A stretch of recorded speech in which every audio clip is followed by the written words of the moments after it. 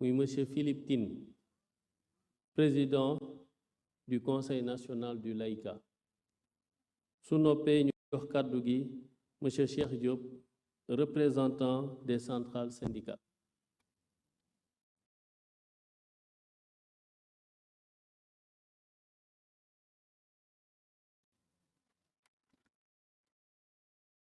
La délégation de l'Église est dirigée par Abbé Augustin Thiaou, qui est le secrétaire général de la Conférence des évêques. Dans la délégation figure aussi Paul-Dominique Correa, qui est le président de Présence chrétienne, et moi-même, Dr Philippe Tine, président du Conseil national du laïcat du Sénégal. Excellence, Monsieur le Président de la République, distingués participants, chers concitoyens, Son Excellence, Monseigneur André Gueye, nouvel archevêque de Dakar, m'a chargé de porter la parole de l'Église catholique en cette occasion solennelle de l'ouverture du dialogue national 2025 sur notre système politique.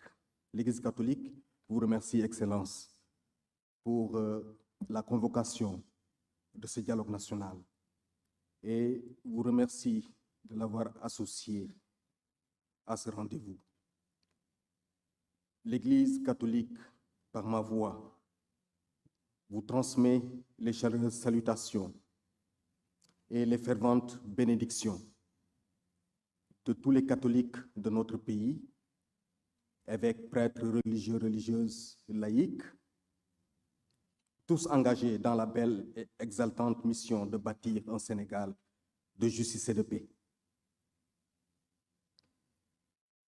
Chers participants, pour nous, communauté catholique, cette mission, loin d'être une simple aventure, tire sa substance dans le message de l'Évangile qui nous engage à être celle de la terre et lumière du monde.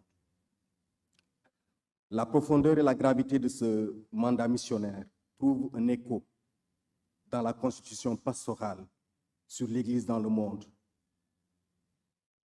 Gaudium et Spes, en son numéro 1, qui dit « Les joies et les espoirs, les tristesses et les angoisses des hommes de ce temps, des pauvres surtout, et de tous ceux qui souffrent sont aussi les joies et les espoirs, des tristesses et les angoisses des disciples du Christ. » En cette solennelle occasion, il me plaît de rappeler, comme lors des précédents dialogues de 2023 et 2024, que l'Église catholique est artisan et partisan de tout dialogue, de toute forme de dialogue qui construit des ponts entre les hommes.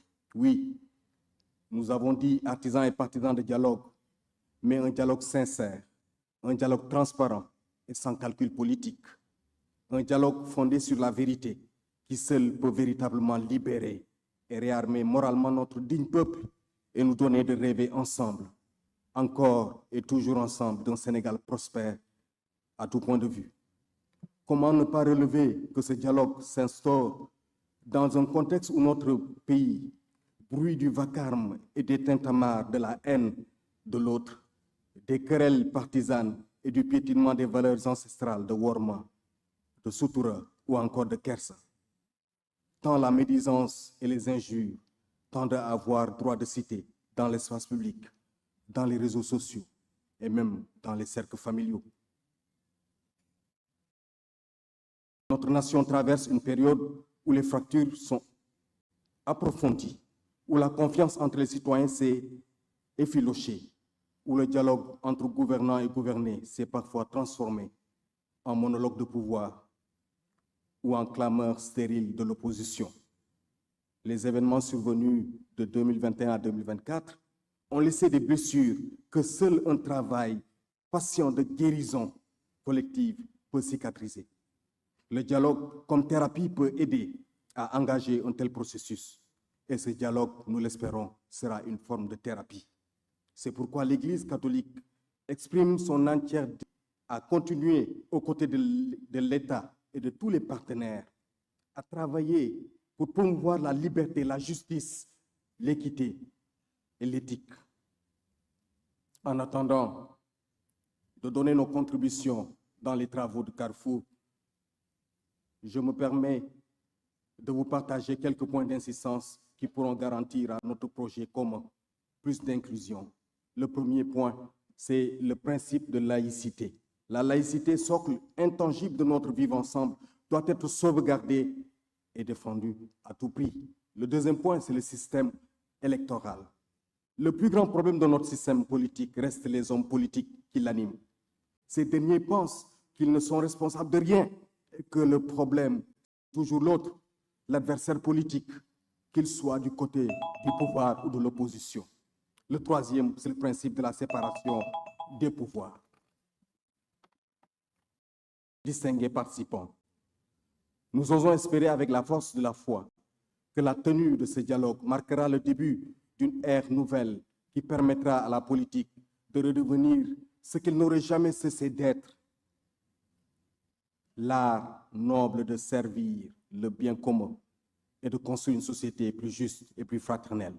En conséquence, que ce dialogue nous inspire à tous de demeurer chevillés en toutes circonstances aux valeurs de la République, avec la conscience de l'intérêt général, ainsi que du bien-être des véritables mandants que sont les populations.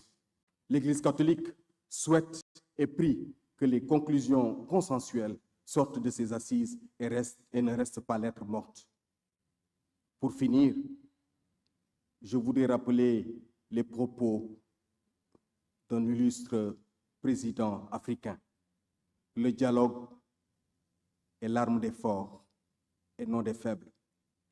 C'est l'arme de ceux qui font passer les problèmes généraux avant leurs problèmes particuliers, avant les questions d'amour-propre. Je vous remercie.